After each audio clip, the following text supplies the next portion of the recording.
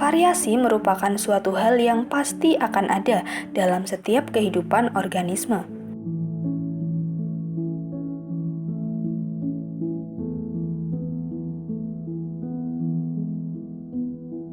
Variasi terjadi karena adanya perbedaan dalam ekspresi suatu gen dari suatu sekuen DNA.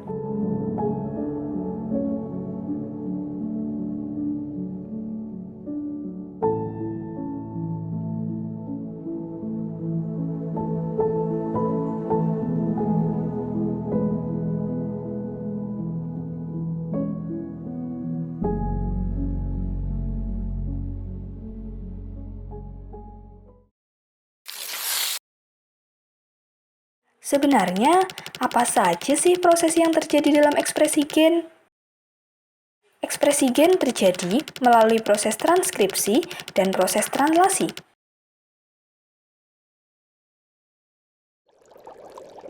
Di dalam sel eukariotik, proses transkripsi dan translasi berada di tempat yang berbeda. Hal tersebut disebabkan oleh adanya membran inti pada sel eukariotik. Proses transkripsi akan menghasilkan suatu mRNA yang kemudian akan dikeluarkan dari inti sel menuju ke sitoplasma dan dilanjutkan dengan tahap translasi dengan bantuan ribosom. Hasil akhir dari ekspresi gen merupakan suatu rangkaian polipeptida yang kemudian akan diproses menjadi suatu protein tertentu.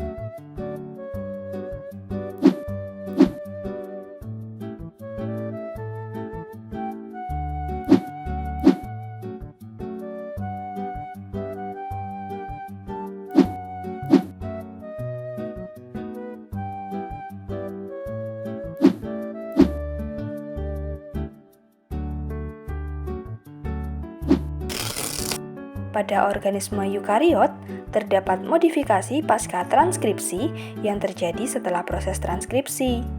Proses modifikasi pasca transkripsi diperlukan mengingat organisme eukariotik memiliki enzim pendegradasi mRNA yang ada di sitoplasma.